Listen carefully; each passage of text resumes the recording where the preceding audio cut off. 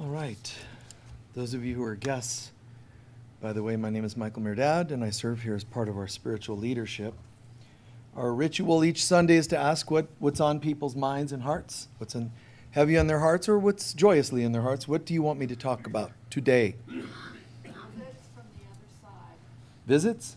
Yes, loved ones. Family. Honoring our values. Trust. Illusion. Virtue. What? Virtue. Acceptance. Allowing. Okay, that's good.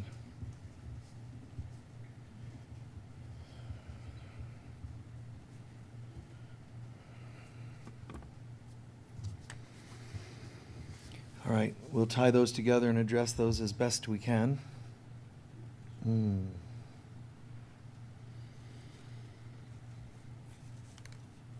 The topics for the people online included a variety of things, as always: visits from the other side, family, trust, illusion, virtue, job and purpose, allowing, acceptance, and a few others. And what is impossible for man is possible for God, meaning that even talks like that, to weave these kinds of things together, it's an extraordinary, miraculous thing that I do. No. Of myself, I am nothing. So keep that in mind for any of us. You see a job you have to do, a landscape job, designing a new dress, or whatever we do in life. I mean, the sooner we get over being marveled by ourselves, the better. The sooner that a person can set aside their talent, their experience, their gifts, and just say, what's the point? Doesn't matter. I am as God created me. Then it rises to another level. You know, I mean, it's not false humility. It's right and true that we are only as great as we allow God to be in and through us. You know, and we think, you know, wow, I wish I were more mystical. I wish I were more spiritual and perfect. A day at a time, man. You know, a day at a time is a common saying in recovery. But everybody's supposed to be in recovery. 12 steps from planet Earth. That's like the ultimate 12-step program. This place is messed up, man. It's an addiction. Well, why do you say that? Because you keep coming back like any other addiction, right? Couple times it was a habit. Now it's an addiction. So, you know, like, just accept it. You know, and some people don't like the way I talk, you know, and that I'm silly like that or irreverent in some ways. Well, you know, go somewhere else. Like, was it going to break my heart? I don't care. I honestly don't. Not because I don't love you all. And so it's just that this is what I do. It's plug in. And God itself doesn't mind that you or I are sometimes irreverent. Here's an example. Saint Teresa of Avila. Some people, oh, I really honor her. Mother Mary, people like that, you know, Jesus or whatever, you know, but Saint John of the Cross. Saint Teresa, you know, like mystic, she devoted to God, she's so sweet. And no, sometimes she was frustrated too. It's okay to look at stuff in your life, like, you know, you're asking about, whether it's frustrations of job and purpose or whatever, losing loved ones. To be able to be honest about it. Be transparent, be vulnerable, but remember to follow it up with apology and amends. Not so much to God, but to anybody you dump stuff, frustrations onto. But St. Teresa, one of my favorite things, man, you know, is that, you know, she's renowned for having gone through the dark night of the soul and taught about it. You know, like, you're a mystic. Isn't everything supposed to be going great? Now that you've been doing A Course in Miracles for like 8 days, shouldn't everything be perfect? You know, now that you practiced forgiveness for a week and a half, isn't everything? No, you're here. Stuff's going to happen. And Jesus assures you stuff is going to happen in this world. But don't take it too personally, because it's this world. And don't take it too seriously, because life is a joke. You are part of God, and that cannot change. But you think it did, and because you think it did, it hurts. And because it hurts, you take it personally. And because you're taking it personally, you take it seriously. And once you take it seriously, it starts another cycle of the same thing. So St. Teresa, in one of her moments, like, God love you, singing chants in her nunnery, Jesus is just all right with me. Jesus is just all right. Oh, yeah, right. That's what she spent her hours doing. No, one of her statements, she said, frustrated. If this is how you treat your friends, it's no wonder you have so few. To God, it's no wonder you have such few. Now, did God oh man, I'm going to get you for that? No, God would have been like, oh, that's a good one. I got to remember that one. Why when they say, blasphemy, it isn't God takes it personally. Thou shalt not take the Lord thy God's name in vain. It isn't like God gets upset because you used God's name in vain. They're words, they're illusions. They're just more things of this world. So God doesn't punish us as we were told. But God does understand you're hurt. How could you not be hurt if you're not in God's presence? And right now you think you're not in God's presence. I get it. So God's like, I get it.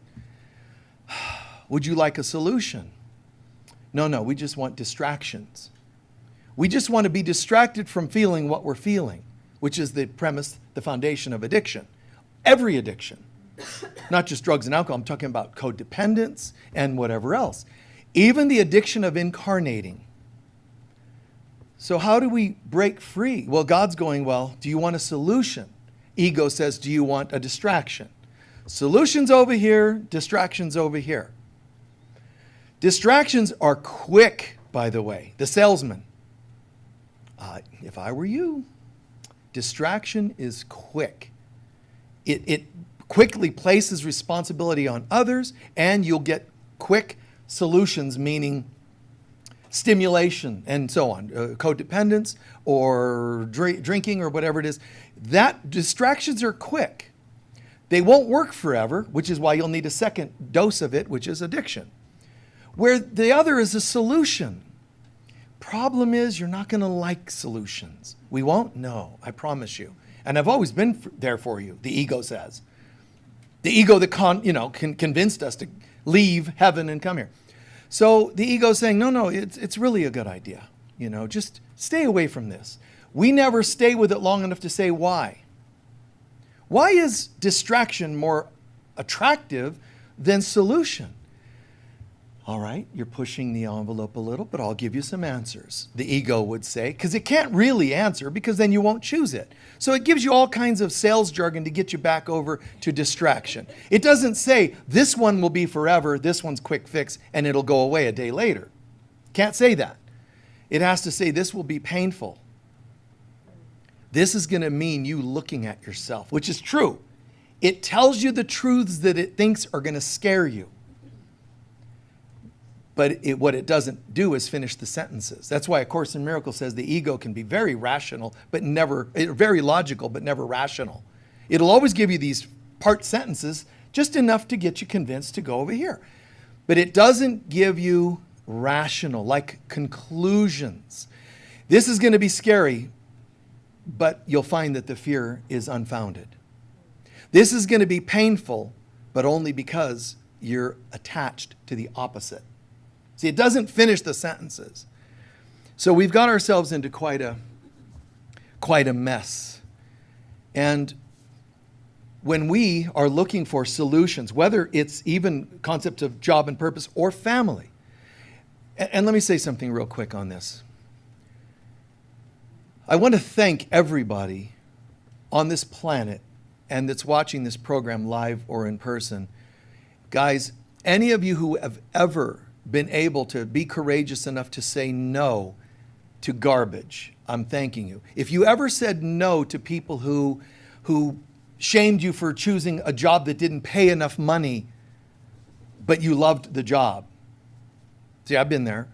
when I was a kid. Any of you who said no to family, if you said no to friends that wanted you to continue getting stoned with them, and you said, it's just not my thing. You went through the peer pressure and you hung in there. That said no to marriages that weren't real. That said no to whatever forms of addiction. And everything on this planet is a form of addiction to some degree or another. Because this is our place of coping. This is our mental hospital. The universal mental hospital. So everybody's medicated by the doctors who deem us as sick. But it's a mental issue. It's a thinking problem, not a drinking problem. It's a mind issue. We believe, we're fantasizing that we're separate from God, but we're not. So when you say no to the straitjacket, which is a drink, congrats. When you said no to people that shamed you for going, I might be gay. Oh, nobody in our family's gay. Oh, no, it's against our religion or whatever it is. God bless you, man. Because you weren't saying no to just a thing. You were saying no to a concept that you had no power and that you had no right to choose differently. Soak that in, please.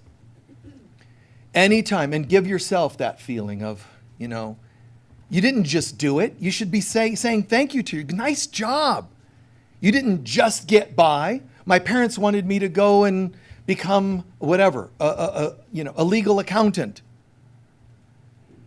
But what I wanted to do was be a florist. I'm glad you were a florist. That's when you ask about job and purpose. When I was a kid, I was offered jobs that were big money, especially at that time. $20 an hour, let's say, which is like $8,000 an hour today, okay? But it's like, what's wrong with you? Why would you, come on, this is what men's supposed to do. What guys are, all that pressure. And all I knew was that doing the jobs they wanted me to do terrified me. It gave me anxiety. But when I thought about being a teacher's assistant in an elementary school, I looked forward to going every day. Every day. The kids would see me and they'd come running up. This whole playground of kids. Mr. Mike! They all would run over, and I accepted that was my name. All of them. Every color, every religious background, and there was just love. And we had this thing. I would pin my arms to a wall and another wall, and they would see how many of them could hang from my arms. It's just, there's just more into jumping up. Me, and they're all got like 8 on this arm and 6 on this arm. And they're, this was, what is that? Did I have to go to college for that? No. Children's Playfulness 101. No. These things just, all you do is you tune into who you're dealing with. And you know what they want and need. A great musician should know what they want and need. A good parent, a good counselor, what they want and need. But not in sacrifice or in lieu of your own sanity and happiness. God is encouraging us, find what's called win-win scenarios. Find ways to bring each other home. Instead of, I'm going to bring you home, but I guess I'm not allowed. Or I'm sticking to my own desires and I don't care about other people. Too extreme. Instead, what about everybody? And this world has taught us that there's no such thing as win-win scenarios. It's really breeds this into our mind. It's called survival of the fittest instead of win-win. But God cannot survival of the fittest, everybody.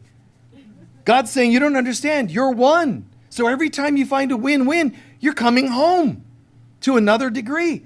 But the world's going, there's no such thing. So this world is telling us everything that's not true.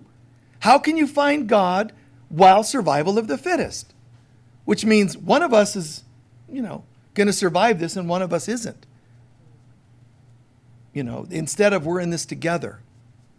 How can I be helpful today? Well, you can't be because, you have your own needs. No, I'll take care of me. How can I be helpful today? So it's a completely different way of thinking. So even the person who's asking about family or asking about job and things like that, remember, it's like, God, what would you have me do? And It doesn't mean, win-win, mind you, tells us that it doesn't mean you can't have a soul's purpose job and be paid well. But I still kept other jobs for, 10 years before this was all I did to make a living. Now, I'm not going to give you this speech. You have to earn it. You have to do jobs you hate for 10 years before you can finally do what you love. No. If I took 10 years, you should only take 5. And the people you teach should only take 2.5. You get what I'm saying there? We pass down that wisdom.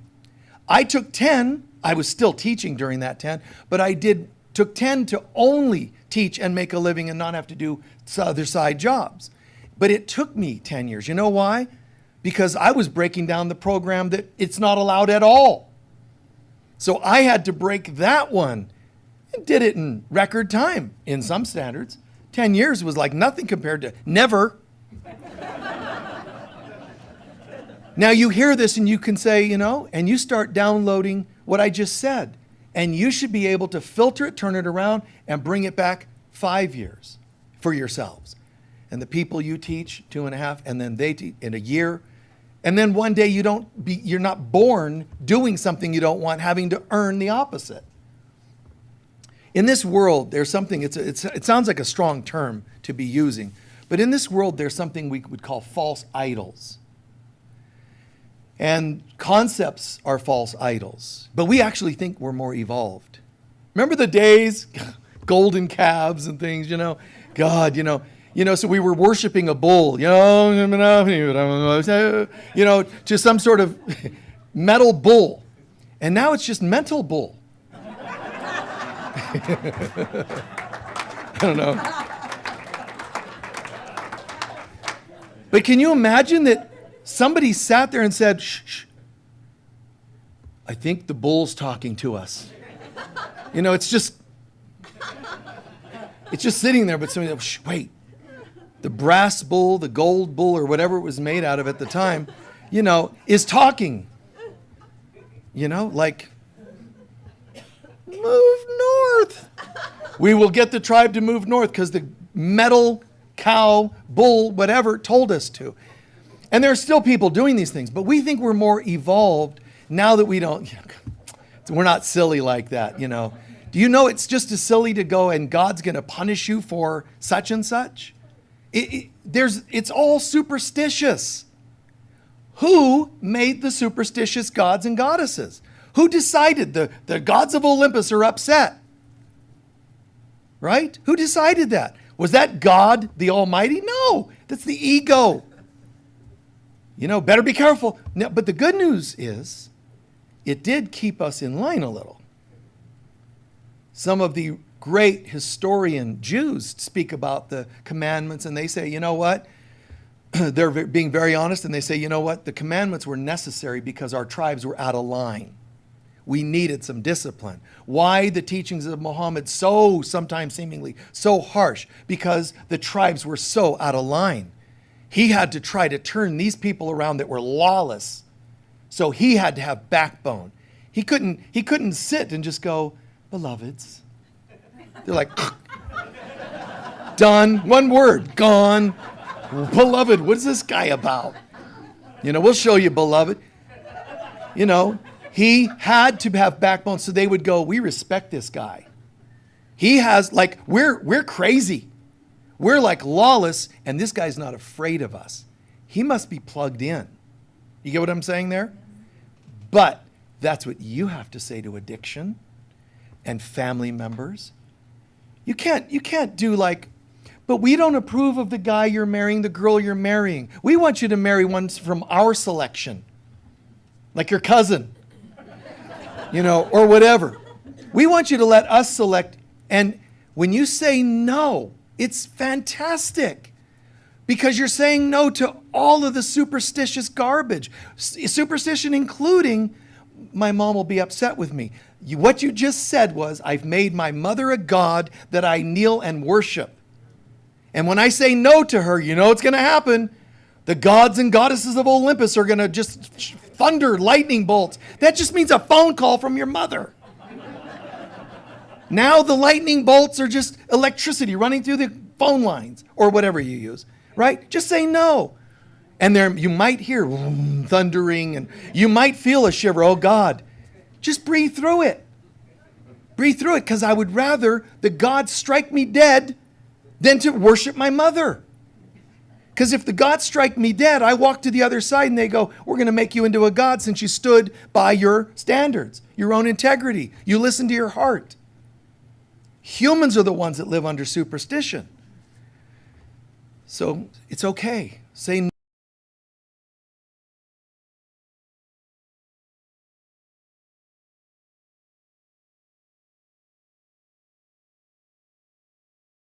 And fearfully, the way they lived, worshiping false idols. But we're doing it today. But what's weird is that human beings think they no longer are so superstitious as to believe in the gods of Olympus. And yet they still live fearfully. So something's wrong. It's because they've replaced golden calves and so on, like I said, the bulls to worship with mental bull. You're worshiping your mother when you let her tell you what to do. You're worshiping your dollars when you live in fear about money. I'm not saying don't be practical and take care of yourself. I'm just saying the human beings, we still have this superstitious stuff. If I do this, I know something bad's going to happen. If I divorce, and people say this all the time, if I divorce, Michael, you don't get it. I don't have a way to make a living. If you actually know what you're doing, this is important. Doing needs to come from being. And humans don't do that. Humans are lacking being, so they have to compensate through doing, which is ritual to a false god. The false god being the throne of God, which should have been sat in by me, is empty. And so I put my mother and anybody else that will make me feel better today. Because that's what you want. You want to worship God and please God. Superstitious version of God. That's not what God's asking. God's asking you to step up and be as God. And when you don't know who you are, you can't make healthy decisions. Oh my God, every day. Private sessions that are calling and coming from a place of compensating, the hyperactive doing. And I feel for them, and of course I counsel them accordingly. But still, you can counsel people on doing, and all you're doing is still swinging the pendulum, compensating. Remind each other in this world how to find who we are before we know what to do.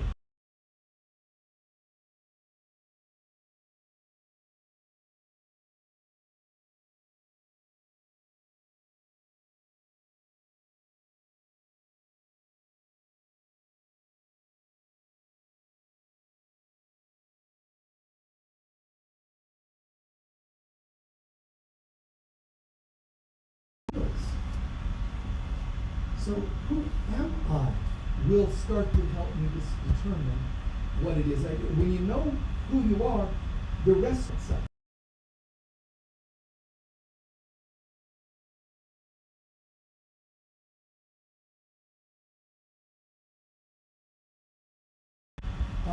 Jobs are opening. I'm going to get a job.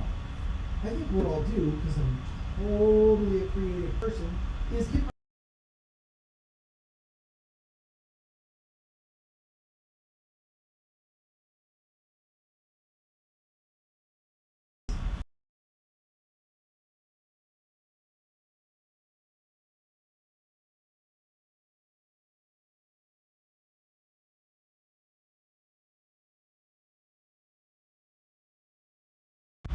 down whatever road you took, it's the wrong road.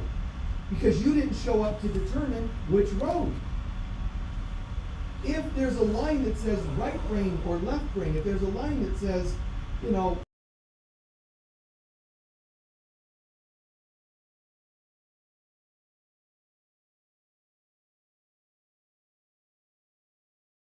place. When I got out of high school and was getting out of Michael, what do you want to do? Poor counselors, man. I felt bad for them. They're like, okay, next, okay, Michael, so nice to see you. It's Michael, oh God. But Michael, what do you want to do? And you got to try, you want to do this, you want to do, this and that. This will be 6 years of college. I couldn't picture doing any of the things they were telling me to do. Right? None of it fit. And they were getting the clue, like, yeah, this isn't going well. So there was a point where, well, Michael, what do you want to do? And I said, I don't know. But wait, because I know me. Even then, all I know is I want to help people. He said, not a word in helping people, really. That means you're going to be a social worker, because those are helpful, a doctor, and nurse. Yeah, that's me. A doctor. You know, could you picture this? You're not sick. That's good. Just not going to go well, right? Social worker, you know, leave him. You know, instead of you're not supposed to give advice, just keep enabling everybody's problems. No, I'd be like, leave him. You know, chapter 1 in my book on social work, dump the chump. You know, like move, man. Come on. No abuse allowed. I was sitting in a restaurant once in Ashland, Oregon, many years ago, and there was this really heavy-duty thing going on with this family. 2 or 3 little ones, and this woman, the mom, and the guy, whether he was a stepdad or a, you know, whatever, the real dad, I don't know. But his level of intensity and rudeness and aggression on the kids, you know, I'm not going to feed you if you guys don't do this. And just, it was intense. And I was sitting there just in the next booth like, wow, you know, just what would you have me do? And I wait, you know. Finally, he said, that's it. You guys aren't eating today. Gets them up and starts leaving them. He walks by. The kids are following him. She's the last one. She looks, and I looked at her. I said, leave him. Yeah. Yeah.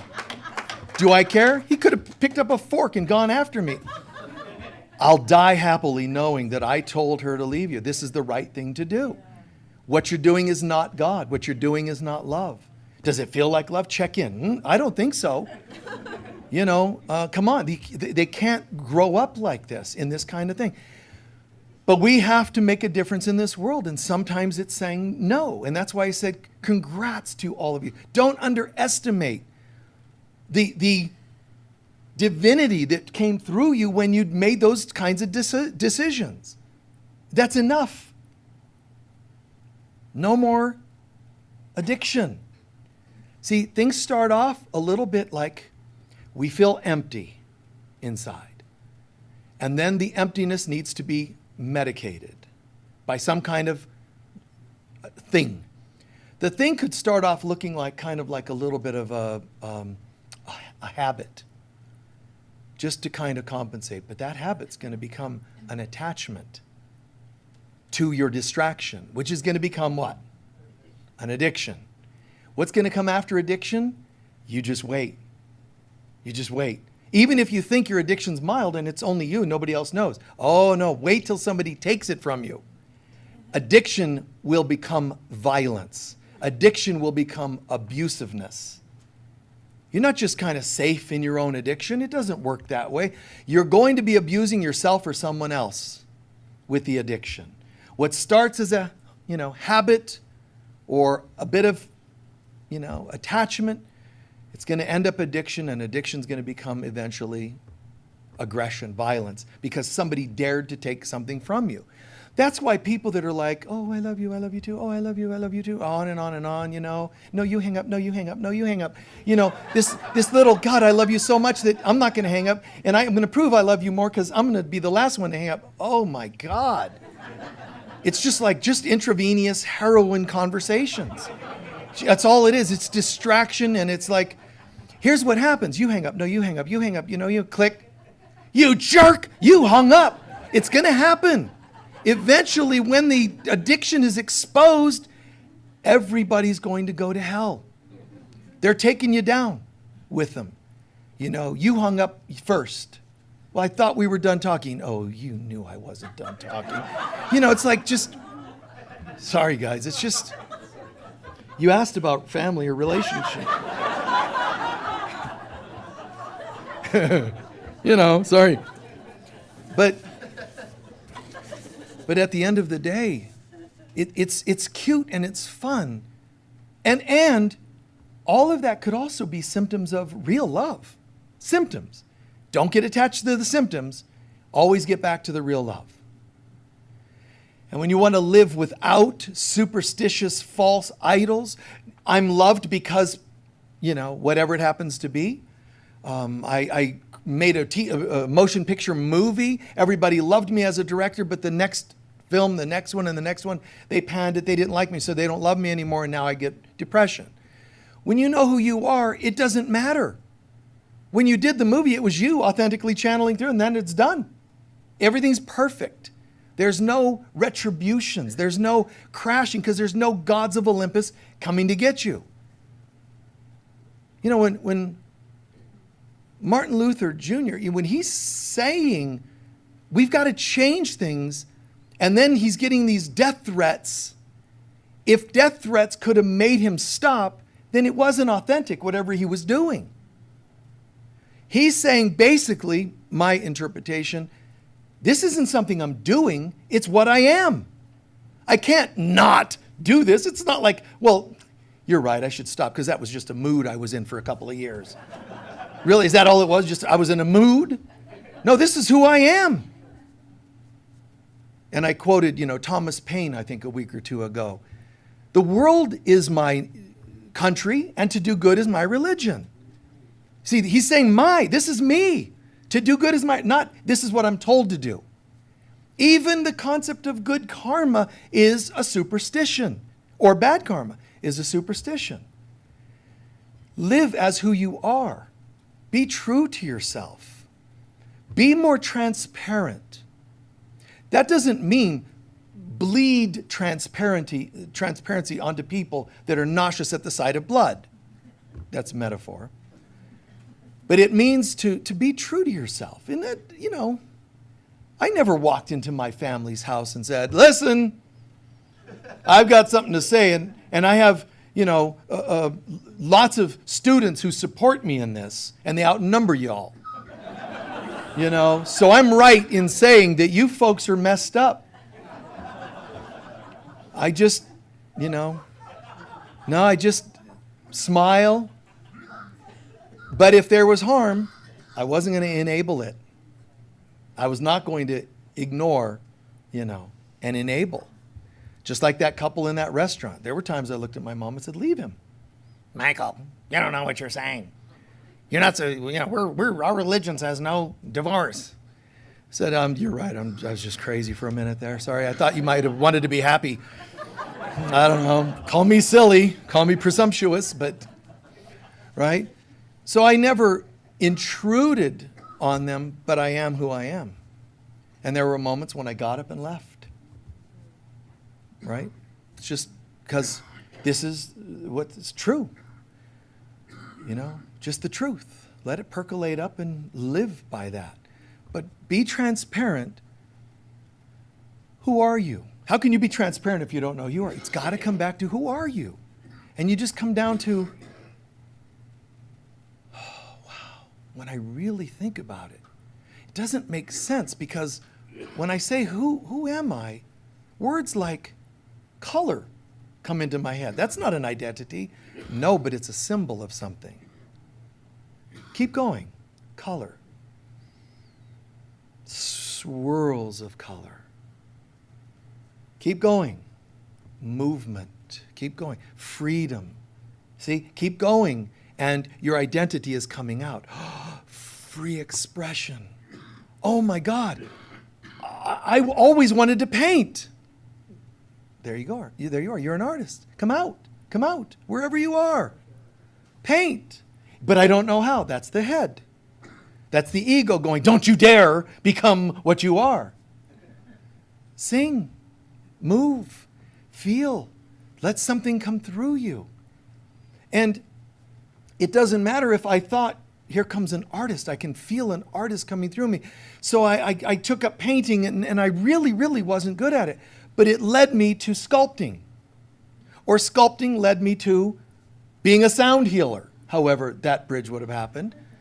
See, something can lead to something else. When I was wanting to be and enjoying being an assistant teacher in an elementary school, if you think about it, well, where's the leap from that to spiritual teacher? Both have to do with teaching. Both have to do with inner children. Both have to do with innocence. Both have to do with enjoying what I'm doing. But you have to have the eyes to see those themes. The real us is waiting to come out. Do you think the ego is like, oh, look, spirits that have arrived on earth to discover their soul's purpose. I guess I'll just wait over here until they don't want to do that anymore and then punish them. No.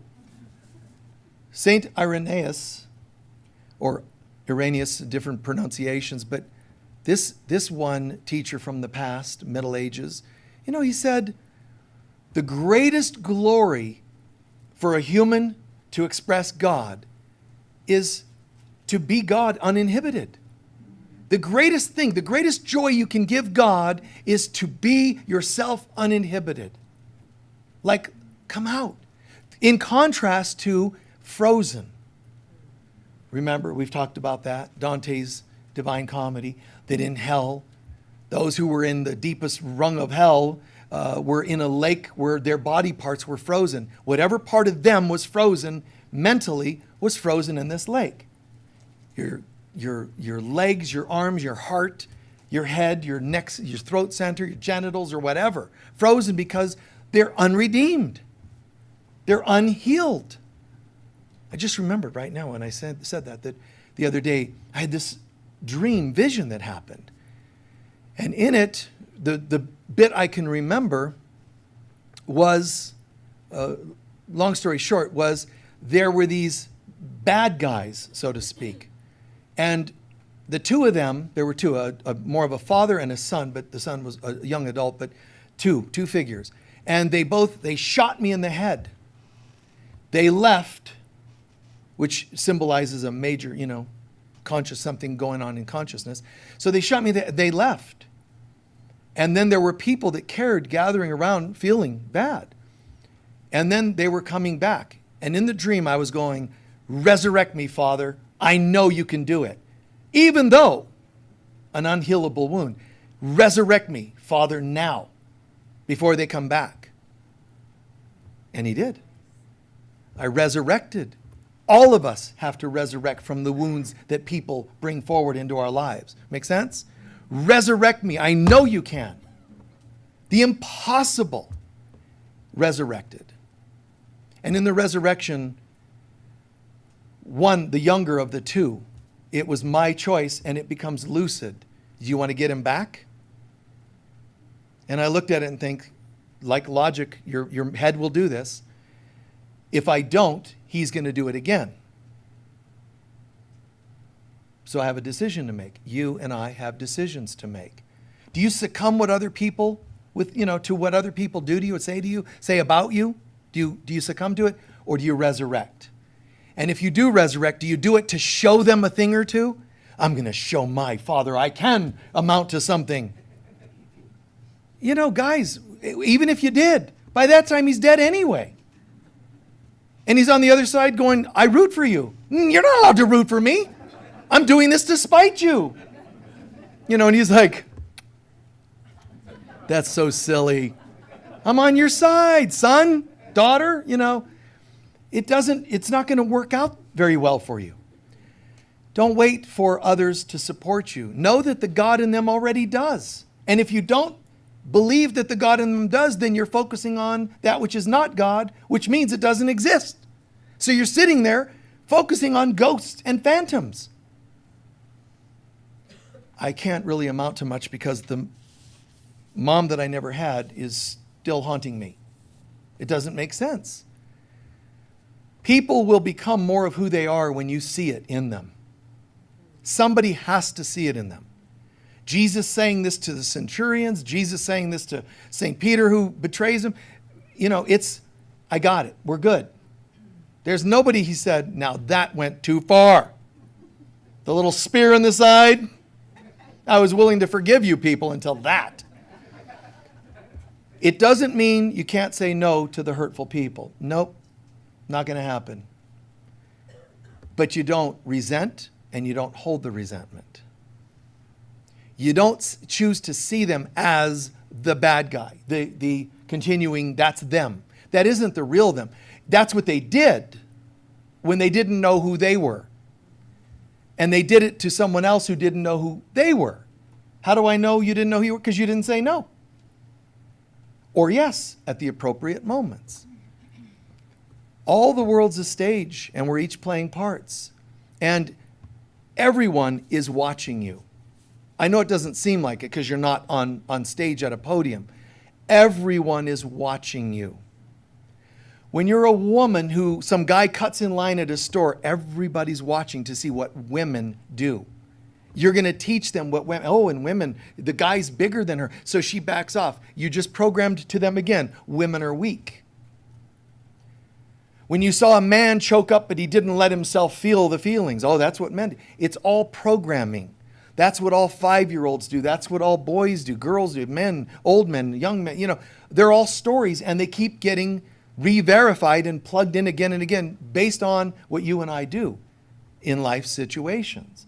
And I'm saying everybody's watching you and learning from you. Let them see how you handle life, which isn't always easy.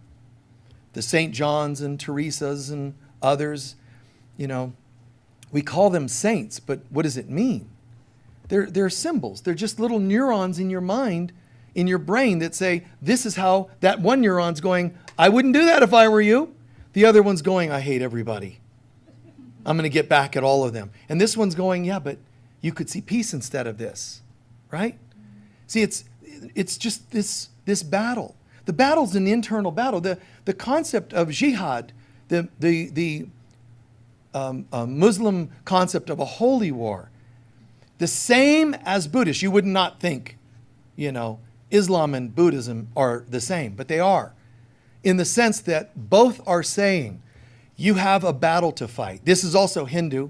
That's Krishna in the Gita. Jesus in A Course in Miracles, when he says the world is a battleground. Why do they always use that metaphor? Because they're saying you have a job to do, and it is to say no to the ego. The jihad is an inner battle. It was never about someone having a holy war from country to country. It was about you having inner battle with yourself, your ego self. Not to kill your ego self, that's old school terminology. It's that you retire it for lack of work. You let it know, I'm actually, let me check in. No, not interested in your opinions. Yeah, but no. Volume down. Oh, volume up on angel sounds and peace. Right? I mean, we'll start off with, don't say that to me. You'll start off with back off externally. It'll look like a battle. And that person, hey, back off, will become na. It'll downgrade to a little more passive ways of saying no. And then it'll be like no matter what they're saying, you're just unaffected. And believe it or not, the day will come when none of us will even manifest those voices. Because there's no purpose to it at all. No purpose to it at all.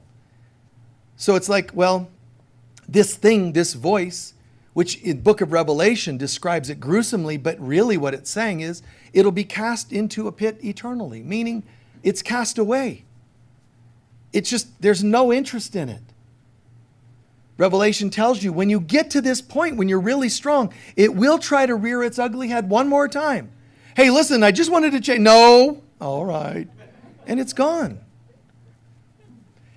And as much as these examples and metaphors could sound colorful or whatever they might sound to you, it's important to remember we're talking about you and your day-to-day life. Stand for who you are and what's right. First, you'll fight for your right, but eventually the fight becomes just not interested in the opposite. And that's a little, challenging for some. There are some of you folks, that know that my style of that, like with meetings we sometimes have, it could sound like I'm really quite the strange person, and I am, but quite the strange person when I express I'm not actually interested in stuff, conversations about things. Let's just know who we are, make decisions on what most feels aligned with that, and go. Like, I just would so not be able to be in politics because it's founded on everybody arguing and finding differences. Even though spiritual teachers and teachings have told us, find commonality. Why? Because that's bridging. Because that's greater good. Because that's win-win scenarios. And yet the world doesn't seem to want to invite that. So, these concepts you probably have heard me say many times in many different ways. But this is especially based on your questions. I love this because of how practical it is. It really is. What's this really about? Know who you are and stick to that. But remember, vulnerability and transparency. For dealing with any addiction, who am I really? Well, when I look at myself really, oh my God, there's this holy me. I start the day communing with God, plugging in with God. I call it communing though. Communing with God, start the day with God. To have a God day. You want to have a good day, have a God day. Wake up on the right side of the bed and the right side of your head. Get in your right mind. Let's start the day with God. Now, I set that as my intention. Stuff's still going to happen. But when I'm really plugged into who I am, I notice there are certain kinds of things that I'm not interested in doing. Have you ever done that? Aren't there certain movies that don't fit when you're blissed out? Oh, Friday the 13th, part 8. I don't sit there going, oh, but I really want to watch Friday. I never have had that struggle. Gotta watch part 8. Because I don't know, this time the bad guy's really supposed to die. Really? Not if they can make a buck on it not happening. You seriously going to watch that? So, knowing who I am, but not just the intellectual knowing. I mean feeling. I feel plugged in. I feel very happy. And when I feel like that, even when I was raising kids, years ago, they were little ones or whatever, if I was blissed out, it changed how I would even deal with them doing something naughty. It was like, one of them did something naughty at school and the mother's like, I'll go get him, because I knew, I'm like, hey, I was like not in a failed parent state of mind. I wasn't in a scared state. I was like, okay, cool. And my kid called, well, we're in the principal's office, me and a few friends, and we did this, and, da-da-da. I said, okay, listen carefully. Watch for when I pull up. When I do, make a break for it. Run, you and your friends, run. I'll have the car door open. I said car door, I'm hiding. It was a minivan. All right. So I had the minivan door open, and she did. She's like, my dad said, just follow. He knows what he's doing, and it happened. And one of their moms was in the middle of a divorce, a very sudden, unexpected. She was in no state of mind, so I just knew that she was needing help. You follow? So I showed up doing something wrong illegally, which is taking children off property without, school property without permission. So I said, run. They all run. And while they're running across the little grassy area from the office to the van, I'm going, dun, dun, dun, dun, dun, dun, dun, dun, dun, dun, dun. And they all jump in, slam the door, taking certain turns so that the police won't know which road to look for us. I did, my kids have all been in therapy, by the way. But these are the kinds of things I did as a dad. But it was the right thing to do, and it was light. It was playful. It was bonding. I don't even remember if the school ever filed anything. I didn't care, I just knew that I knew my child, but I also knew that particularly this other child's mom, some very horrific things were discovered, and she called and said, I heard, the kids have been called and, into the office. And I remember in her voice, I can't go, I can't. And I said, I got it. And then the good Lord spoke to me and told me exactly how to handle this. You know, and I enjoyed it too. I mean, I enjoyed it, I have to admit. So the ego is going to tell you to live superstitiously, but the ego is also telling you not to worry, but in a false way, which means be a good person, or else became nothing matters because you know you've done naughty things. Were you struck by lightning? No. You know what? Because there's no God. Do whatever you want. So the ego created do nothing and then do everything, and it wins either way. So what do? Well, you pick a camp. This one's called Republican and that one's called Democrat. Pick a camp. See? It is. The vegans and the meat eaters or whatever, you know. You're picking these camps. No one camp can be right other than the center. Who are you and what's right for you? The Native Americans were meat eaters. Were they evil? Were they wrong for being? No. They did what they did as they knew it to be, and it was right for them, period. And I can't argue that. You can try, but I won't stay in the room and enjoy the conversation. I'm going to be gone. So God, what would you have me do? Starting every day with that. Plugging in. What would you have me do? What would you have me say? Where would you have me go? Etc. What would you not have me say? Just guide me. And when we allow that presence to fill our hearts, there's this vibe. And when you're in a state of happiness, you'll just find there's certain movies that just don't resonate with bliss. But there's some that do. Some that might resonate with bliss to me might not resonate with you. Stay true to yourself. Don't judge my movie, but I won't judge yours. See? Live and let live. Everybody at peace. Follow your bliss, as the saying goes. And it's very, very cool. People act like it's complicated. I wish I knew what God wanted me to do about this, whatever it is, job. And so they think, people love my counseling skills, my work as a healer and counselor. But it's because I'm just doing the same thing as here, channeling the truth. So when someone says, Michael, oh my God, I've spent the last 8 months waiting to get an appointment with you, and oh my God, and I need advice, what do I do? Well, I already know. What are you about? What do you ultimately want? Oh, I want to be peaceful and happy. Really? And you're asking me about that job or that relationship. All you have to do, take a few centering breaths, and then ask yourself, if I was filled with that peace and happiness, would I be in this relationship? And they often say, not at all. That'll be $100.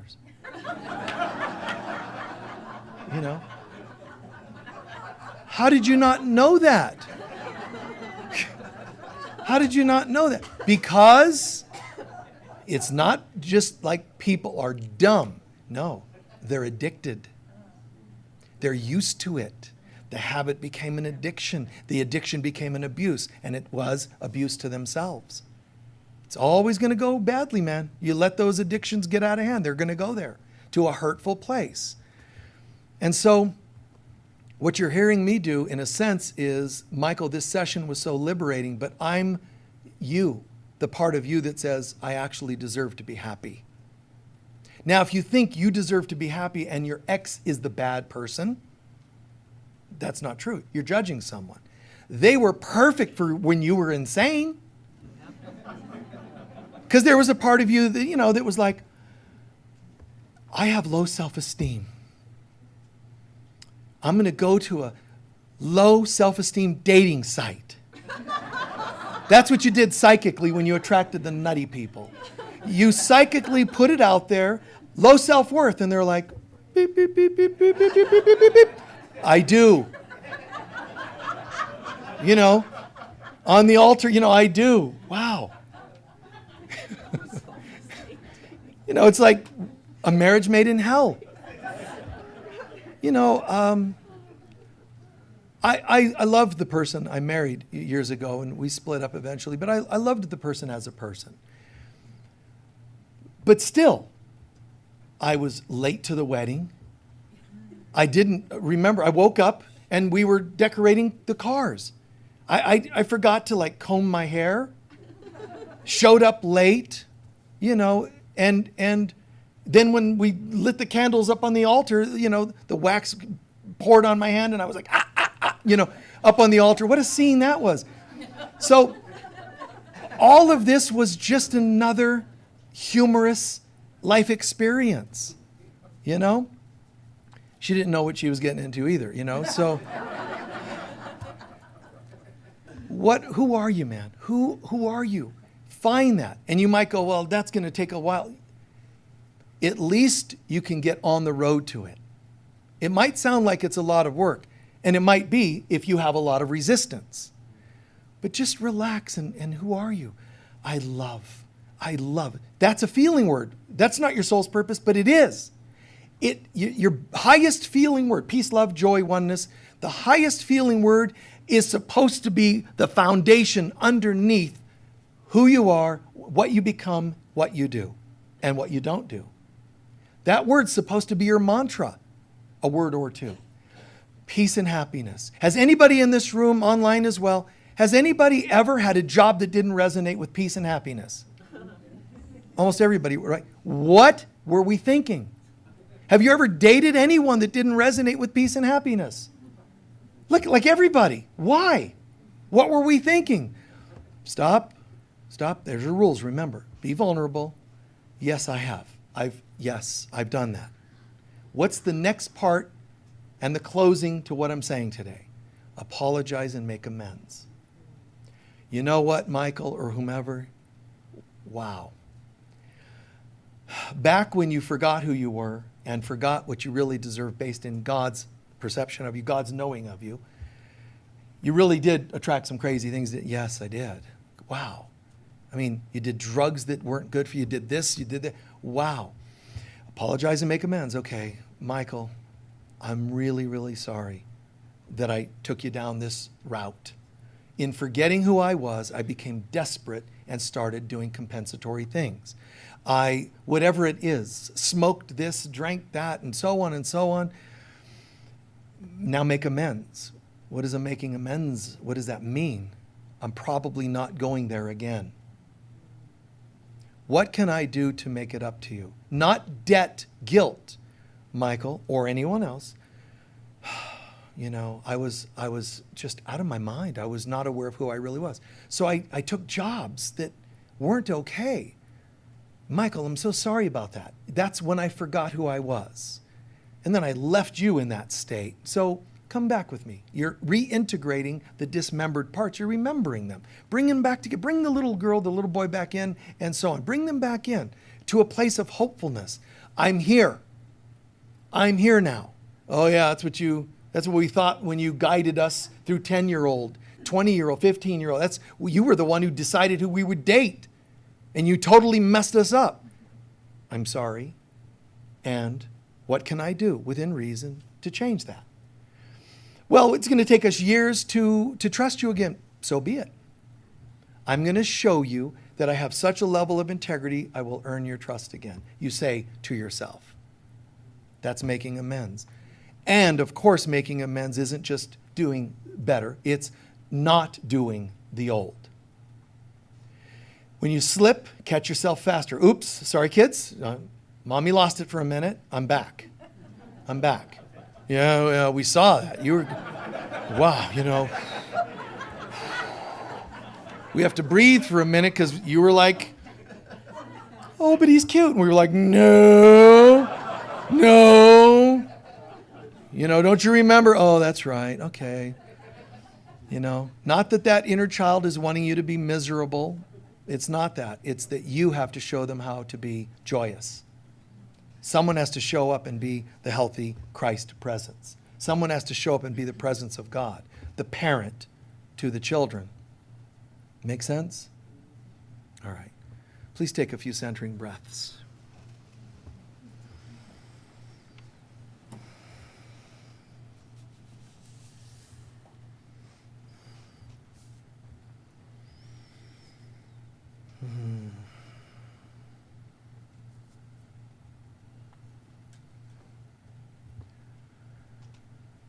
Breathing for a moment, just soaking in what we heard that made the most sense. Those of you who asked specific questions, if you asked about trust, did you not hear me talk about trust? Soak in anything you heard me say about trust. You've got to earn your inner child's trust again because you acted untrustworthy. You asked about family. What did you hear? To thine own self be true. Those who do the will of God are my brothers and sisters. Everybody else is just biological temptations. They're just temporaries.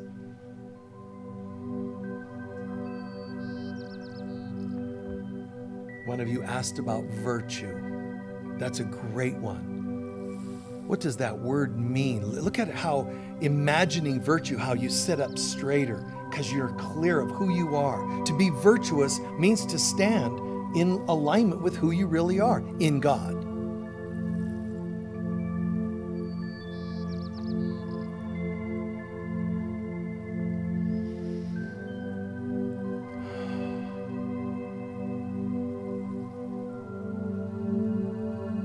Someone asked about acceptance. I have nothing to defend. I accept that at times I've made decisions during my moments of amnesia. If I was filled with amnesia, I couldn't have made real healthy choices. If I signed a contract to buy a car while I had amnesia, my case would be thrown out in my favor that I did not buy that car because I was struggling with amnesia. I did not know what I was doing. Jesus on the cross, forgive them, they know not what they do. When we act hurtfully towards ourselves or others, it's only calling for and worthy of forgiveness.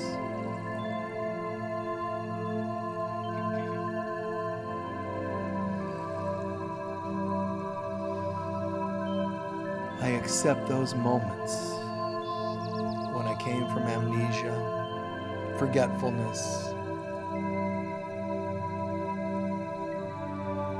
to myself, to God, to the universe, to the children within. I love you. I'm so sorry. Thank you for forgiving me.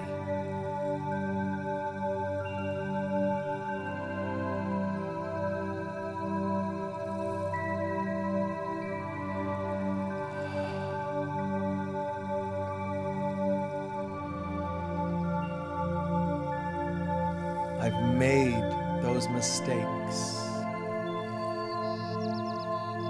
To deny them, to minimize them, it's just senseless.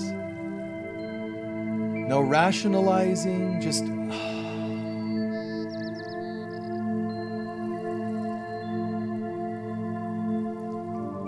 I'm so sorry to myself and anyone else that this may have affected. I am. That I am is my God right, the name of God in me. I am. So sorry for that. Compassion is speaking, not regret per se. I'm so sorry. That's not the relationship that I would have and God would have willed for you. That's not the job. That's not the health condition. That's not the karma.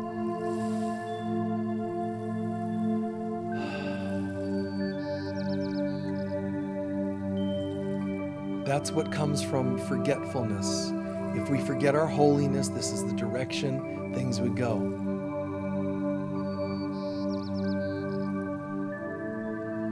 And now I come to you, that is me, to God, to the universe, and I'm making amends. Show me what you would have me do to earn back, not with guilt and shame, to earn back myself. Lost pieces, dismembered parts, frozen bits, disassociated bits, addicts and addictions within me. This is going to feel like a struggle. As they say, it might hurt a bit, but I'm done with that.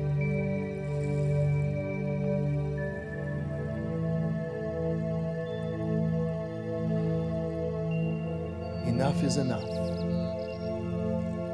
I'm committing to a new life. I'm committing to coming forward. I'm committing to bringing my real self forward.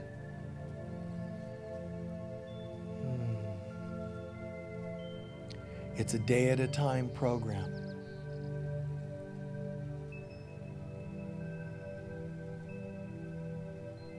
I'm committing first apology and amends to clear out the old.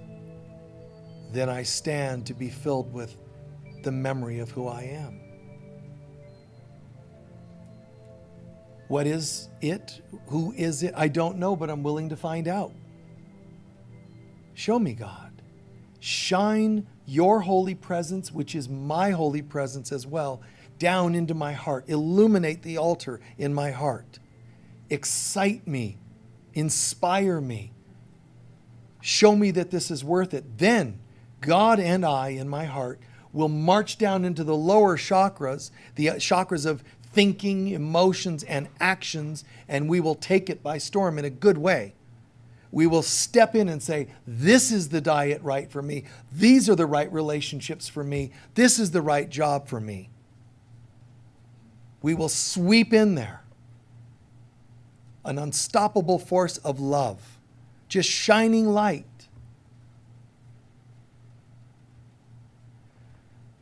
Be still, old self, and know the I am presence of God.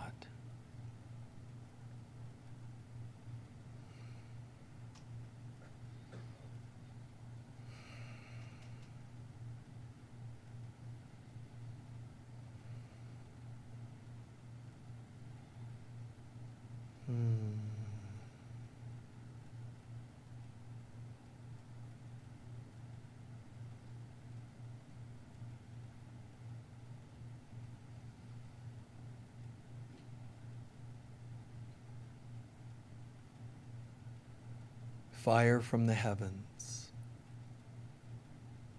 raining down upon the altar in my heart, inspiring me to new actions, new thoughts, new beliefs, new decisions.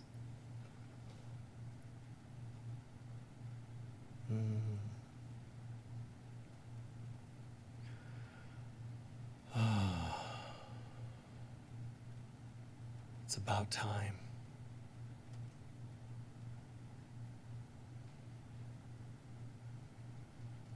And so it is.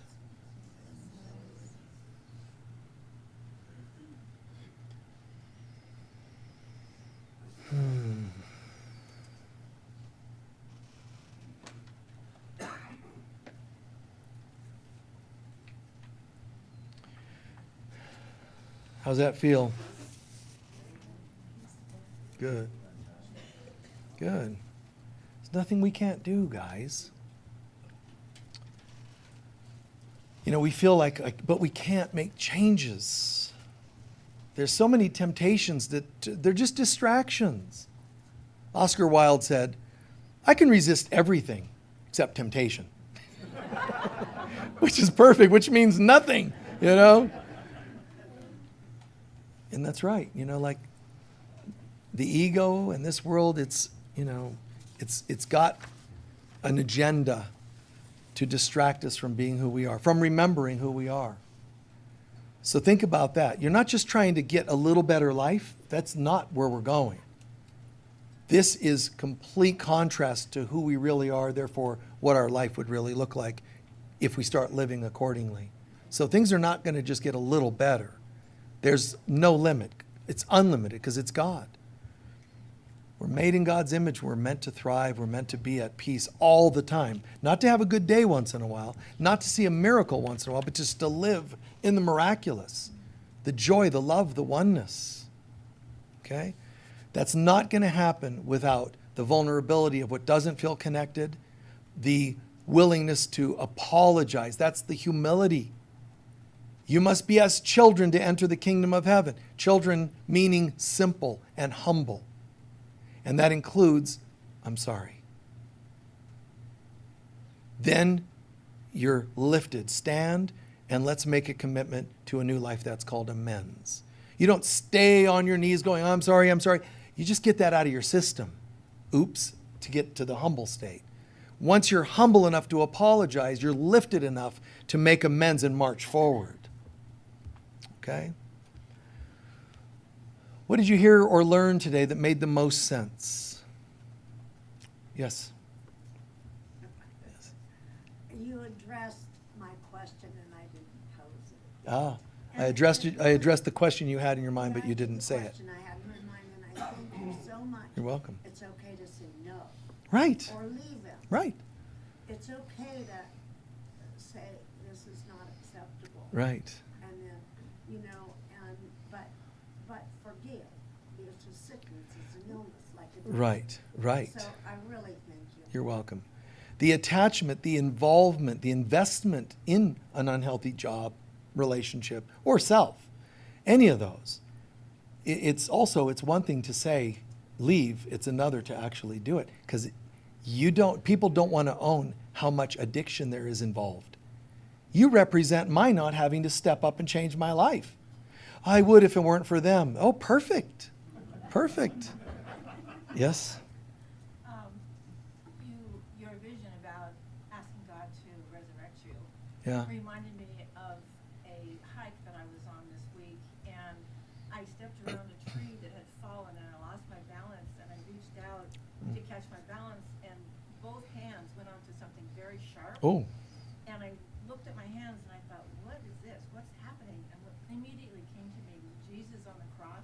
And I asked God to take my transgressions, to take my sins, and to resurrect me into something whole and complete. Wow, very, very beautiful. So, she had fallen and hurt her hands, and then it kind of clicked, sort of a vision of Jesus and crucifixion and the wounds and moving on to being whole and complete. Very beautiful. Yes. I have to say, this is so funny. Yesterday I was in Phoenix, and there was I spent about a half an hour in impossible traffic to go Oh. 2 miles. Every friggin' 2 seconds I was at another red light, and I was so furious, and I was that little voice that you were talking about. This ego voice, is talking Yeah. to me, and I just felt like you had listened to my conversations. Oh. Honestly, 'cause you were, and it was just like Yeah. that, and I finally just said, I've had it. I know that it doesn't need to be this way. I just call upon you to be with me, and the rest of the ride, smooth. Nice. It was City amazing. traffic that was driving her nuts, but a little prayer shifted all that. Yes. What did the Cheshire Cat say again? Cheshire Cat, what road should I take? Well, that depends where you want to go. It's paraphrasing this, but depends where you want to go. Well, she said, I don't know. Then he said, then it doesn't matter which road you take. Okay, boy, have I done that. See what we find. And at the time, these seem like good decisions. And a lot of them, I run into some things where the problem is I didn't know who I was when I went there. I was saying, what the hell? Yeah, And it's, right. So you accessed your inner Alice. Yeah. Now that's an interesting piece because there's a paradox to that, and that is there are times when it's like you need to know where you're going to go to know which road to take. But what about this concept of waiting for inspiration and so on? See, well, that's also my intention. So I'm not just passively waiting. The people that say, oh man, I'm just being. You're just being annoying. Step up and do something. Who are you? So being passively waiting can still be, I know who I am, so it's still going to go in a good direction. But I stay open to what that is.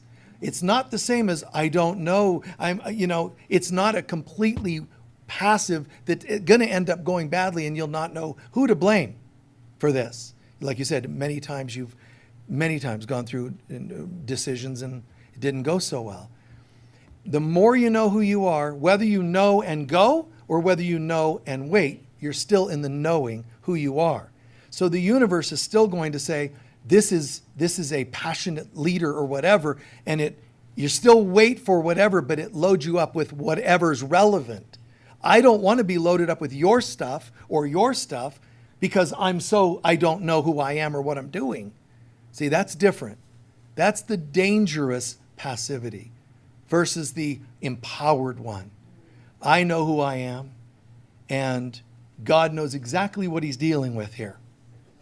Right? Oh, that's Michael or whomever.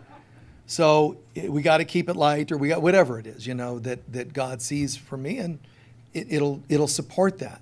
But the universe is going to support your thoughts. And if you're just like, I don't know because I'm broken, I'm uncertain, I'm just waiting because that person may not like what I'm doing, and then I have to, then the universe just keeps, and so it is. A broken mind, more broken stuff. Anybody else from further back? Yes? Yes? Yes? The false idol history lesson. You're channeling because it's Michael, metal bull, mental bull as a false idol. Metal bull, mental bull. Yeah. Yeah, that was a new one. I like that. Yeah. Yeah. Yeah, it's right. You can just tell. Yes, dear. Well, just the way your meditation just crystallized it all with those words. Be still, my old self. Be still, my old self in the meditation. There's such kindness there in that statement. Right. And such assurance. The only one assurance we have that that's the path. Yeah. Is giving yourself permission. Right. Be still, my old self. Yeah. Be still. We're going into a new life. And again, the rebellious voices, some of those are the inner child that we've abandoned when we did things that were unhealthy, and the child was going, but we don't like this. Shush. At least I'm getting married. At least, yes, I'm getting stoned, but I feel better. Mommy needs a drink now and then. And the children are you forego their value. And then they'll either rebel and become rebellious voices or lost children. Depressed children inside. You never cared, you never loved. And now you're trying to get them on board. And you've lost them one extreme, they're rebellious, or the other, they're lost and depressed. And you wonder why you're so split. Someone has to show up and show them, I'm here now. Prove it, they're going to say in different wording, but prove it. Okay? And consistence. The second most damaging thing for children, shy of overt abuse to children, is inconsistent parenting. And we do that to ourselves. Our own inconsistent parenting is the second most abusive thing we could do to children, including our own inner. A last person or two in the back. Yes. Either of you. Do rock, paper, scissors.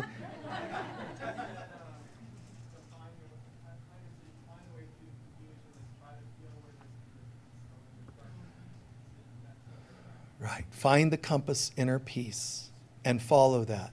Instead of this garbage of, I wish I knew what God wanted me. What do you mean? You do know. But you're so out of touch with the real you, which is here in the heart, that you act like you don't know. And you don't know if you don't know who you are. So you're accurately living your confusion, expressing your confusion. But enough is enough, you can say. Hi. Good to see you. I appreciate what you said, to take a moment to congratulate ourselves. Right. Thanks. If we took those brave and courageous. That's right. Yeah, he's sharing where we started, and the service today, which is the gratitude. I mean it. I'm not like, oh, courageous, good job, good for you. I mean it from soul to soul. Congratulations for every time you were able to, push through people teasing you and ranting on you and ragging you and tempting you to, pull, whatever, people tempting you to do harm to yourself or others. All of those, there has to be no. Not because I'm saying they're bad, it's just no. Those people who wronged you for divorce or wronged you for being gay or straight or whatever it was, enough is enough, man. It's got to stop, okay? Before I forget, we're going to do our love offering, so please gather your love offerings. Be as generous as you can possibly be. We appreciate that. Online, there's a button you can click. If ever that's in doubt, just email the office and arrange it through them. But take your love offering. Be as generous as you can be. They go in the bags, the purple bags. Those are your standard love offerings for the Sunday. Any extra donations, whether it's a check or cash or coins in the bottom of your purse, you can put those in the basket. Those are extra, and we use those for people of lesser means or special projects and so on. So we appreciate that. All righty, take your love offering to your heart.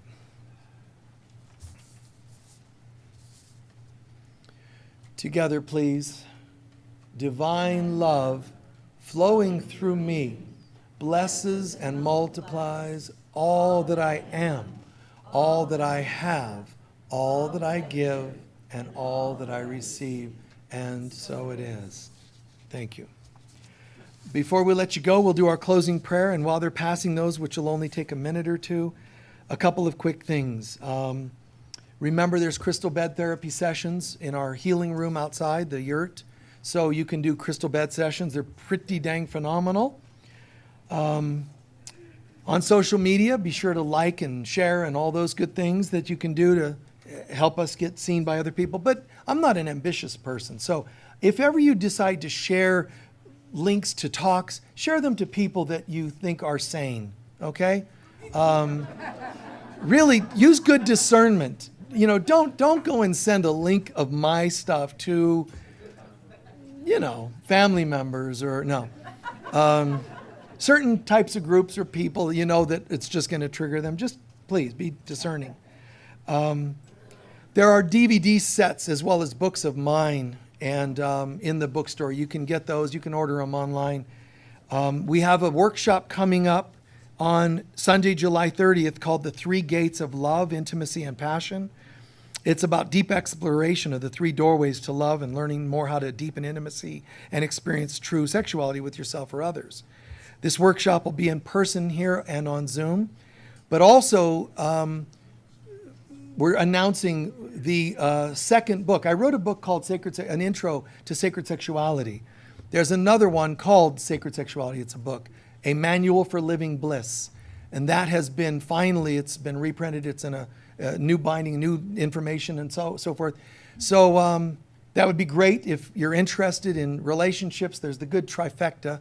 My book on creating fulfilling relationships, An Intro to Sacred Sexuality, or in Tantra and Sacred Sexuality, and the third one's just called Sacred Sexuality. So those three books are great for relationship stuff, questions, and so on.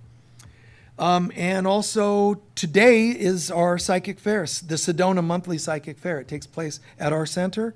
So fantastic. You can do crystal bed sessions during the fair, but there are readers here, the best in the region, and some come from Phoenix and so on. So by all means, hang out, have a session, have a reading. Try to book these in advance because they do book up pretty full. One last thing, and that is we announced a new book of mine, but it's a conference coming up, The Daughters of Heaven. And I love that. There's such a frequency to that, a feeling to that. And I also love, because we have a website, Daughters of Heaven email and a website. There's a Facebook and a website. So there's a Facebook group, and it's really cool to hear people's testimonials. Like when I was 5, this word came to me, Daughters of Heaven, this phrase.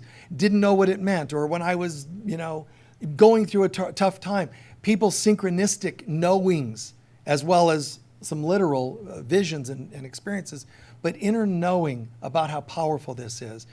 Most of the people watching a program like this are what I would call light workers. It's a term I made up decades ago, the term light workers. And I made it up because it had to do with people that are anchoring the light of God, right? Then, months ago, Daughters of Heaven came through one of our talks, and it just kind of sent this sound wave, vibe wave through the room. Because the Daughters of Heaven are light workers, but they're not just anchoring the light of God, they're being the presence of the Divine Mother. So there's a deeper level of dedication, and it's almost less metaphysical, which is fantastic stuff, and it's more about the presence here. It's a dedication to the Mother, the Holy Spirit, Mother Mary, Jesus, the Christ, God, and so on. So if you're interested, there's a conference coming up. You can see it online, sign up online, or you can join and be in person. We have extraordinary musicians that are part of it, speakers, and it's just going to be a fantastic experience.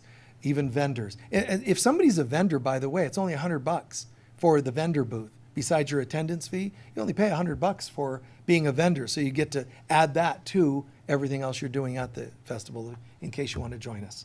Okay? Please stand. And viewers at home, God bless you and thank you for being with us. And when I said thank you and congrats to all the people, clearly I'm talking to you as well. Soak that in. Soak that in. Remember this, see things from a multidimensional place. Learn to see that. Learn to see things holistically instead of linearly. So seeing things multidimensionally doesn't mean you're spaced out. It means you see all the layers involved in a situation. And something that occurs to me when we're here doing this, I think, how funny that some of you who have been here maybe for years still think you're attending a talk on Sunday.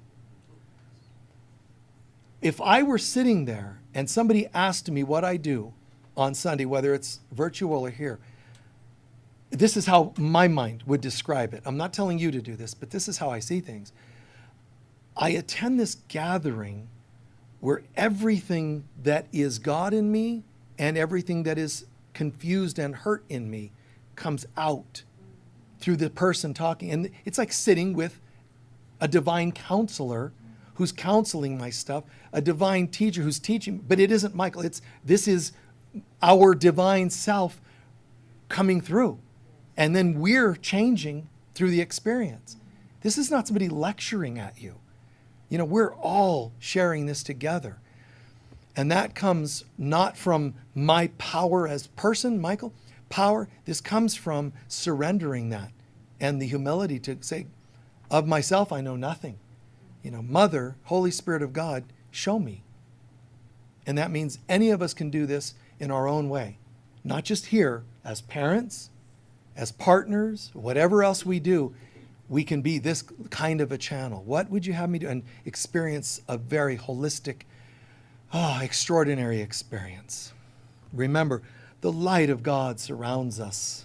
We are the light of God. The love of God enfolds us. We are the love of God. The power of God protects us. We are the power of God. And the presence of God watches over us. We are the presence of God. We affirm that wherever we go, God is, I am, we are, and so it is. Peace be with you all. Bye-bye.